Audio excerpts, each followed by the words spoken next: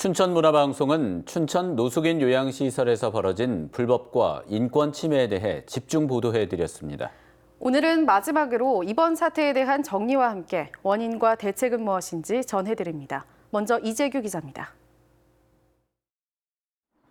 춘천 노숙인 요양시설에서는 사슴 농장이 무허가로 운영됐습니다.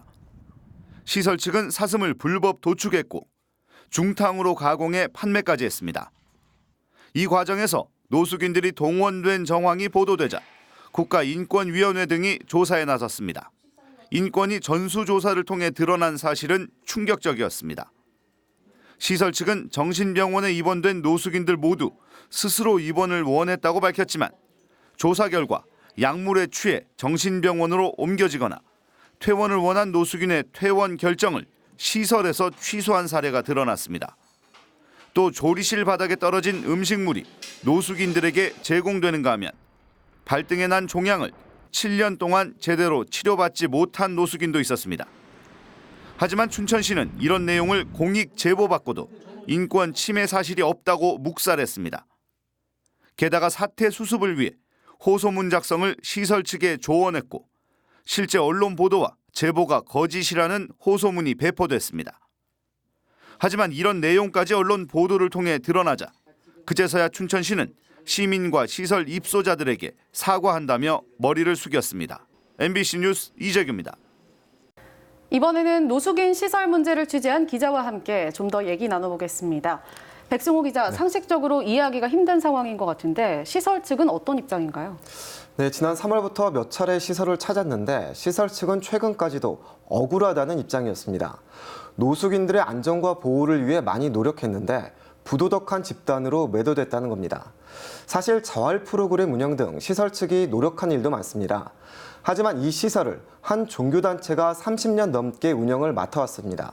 소위 관행적으로 이루어지던 일들이 개선되지 않았던 겁니다. 사회적으로 인권의식이 많이 높아졌는데 시설 측이 그만큼 따라가지 못한 게 사실입니다.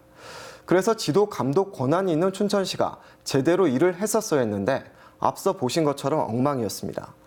취재를 하면서 이번 사태의 가장 큰 책임은 춘천시에 있다고 느꼈습니다. 이런 일이 재발하지 않아야 할 것 같은데요. 그렇다면 앞으로 어떤 대책이 필요할까요? 네, 이 시설이 노숙인 요양시설인데 입소자 대부분이 정신과 지적 장애 등이 있는 장애인들입니다. 장애인들을 노숙인 시설에 수용한 것 자체가 맞지 않다는 의견이 있었습니다. 전문가 인터뷰 들어보시죠. 바로 그 기능적 분화가 잘못됐고 소위 말해서 그 시설에서 장애인이나 그 노인이 그 시설에 있다는 것은 그 자체가 뭐냐면 그 입소 절차가 잘못된 거죠. 그 자체가 인권 침해가 되는 것이 핵심의 문제다. 네, 그리고 노숙인 요양시설의 인력 기준이 다른 복지시설보다 적습니다. 춘천시설 같은 경우에는 80여 명이 넘는 입소자들을 10명 안팎의 시설 직원들이 돌봤는데요.